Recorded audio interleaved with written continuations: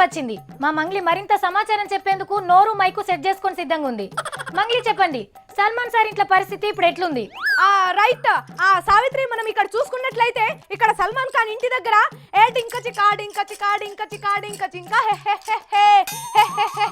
అని పాటలు పాడుతూ ఆడుతూ మస్తు సంబరపడడం జరుగుతున్నది Savitri. Okay, all right Mangli. Salman sir case enquiry జరిగిన తీరును మీరేమైనా ఓసారి చెప్పగలరా? ఇక్కడ చూసుకున్నట్లయితే అతడు బార్కెళ్ళి బీరు ముట్టని బజరంగి బాయ్జన్, పప్పుకెళ్ళి నీళ్లు తాగే నీరోత్తముడు అని హపణ కేర్వేగి సావిత్రి. అది కాదు మంగ్లీ, తాటి చెట్టు కింద కూర్చొని పాలు తాగుతున్నామన్నా కళ్ళే అనుకుంటారు మంగ్లీ. మరి సల్మాన్ విషయంలో అట్లా ఎందుకు జరగలేదు? ఇక్కడ అలాంటిదేం జరగలేదు సావిత్రి. గుద్దిండు ఉరికిండు కేసులా బొంబాయి హైకోర్టు సల్మాన్ ఖాన్ సార్ను నిర్దోషి అని తేల్చేసింది సావిత్రి. పోయినేడాది బాంబే సెషన్ కోర్టులో సల్మాన్ సారే మనిషిని కారుతోని గుద్దిండు ఉరికిండని పక్కా సాక్ష్యాలున్నాయని 5 ఏళ్లు శిక్ష చేసింది కదా. మరి చూసుకున్నట్లయితే కింది కోర్టుల సాక్ష్యాలు చెల్లినాయి కాబట్టి సార్కు శిక్ష పడ్డది, హైకోర్టులో చెల్లలేదు కాబట్టి సార్కు శిక్ష పడలేదు అని మనం భావించుకోవచ్చు సావిత్రి. అట్లెట్లా కుదురుతుంది మంగ్లీ? ఎల్లారెడ్డిలో చెల్లని రూపాయి కామారెడ్డిలో చెల్లుతుందా? కింది కోర్టులో చెల్లిన సాక్ష్యం మీది కోర్టుకు పోయే వరకు చెల్లకుండా అయిపోతుందా? ఇండియా ప్రజలు దీన్ని ఖచ్చితంగా తెలుసుకోవాలనుకుంటున్నారు. కోర్టుకు లాయర్లు మారుతున్నారు, జడ్జీలు మారుతున్నారు. సాక్ష్యాలు మారడంలో తప్పేమున్నదని అడగడం జరుగుతున్నది సావిత్రి. ఓ అవునా? డీజిల్ బాగా తాగిన కారు లోడు ఎక్కువై రిమ్మ మీద ఫుట్పాత్ మీదకు పోయింది సావిత్రి.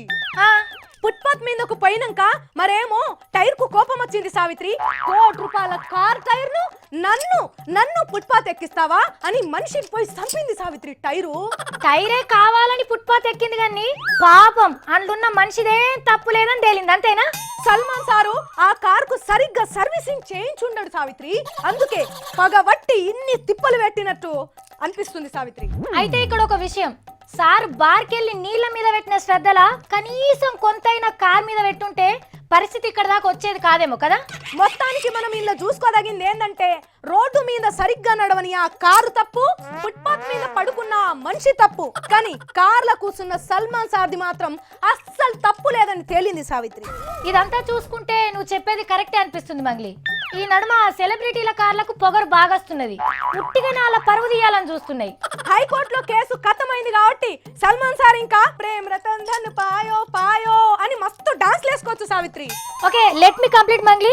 చివరిగా ఒక ప్రశ్నకు సమాధానం చెప్పండి. మరి ఈ హైకోర్టు తీర్పు మీద ఎవరైనా సుప్రీం కోర్టుకు అయ్యే ఛాన్సెస్ ఉన్నాయా? ఉంటే ఉండొచ్చు, లేకపోతే లేకుండొచ్చు.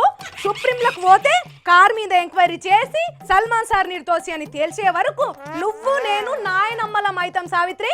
ఉంటాను, by by, Tata, by. Okay, thanks Mangli, Salman కేసుపై మాకు ఇంత సమాచారాన్ని అందించినందుకు. మరి ఇది ఇప్పటి వరకు ఉన్న సల్మాన్ కేసుపై సమాచారం. మరిన్ని ముచ్చట్లు మనం తెలుసుకునే ముందు తీన్మార్ వార్తలలో ఒక చిన్న break. Stay tune to V6.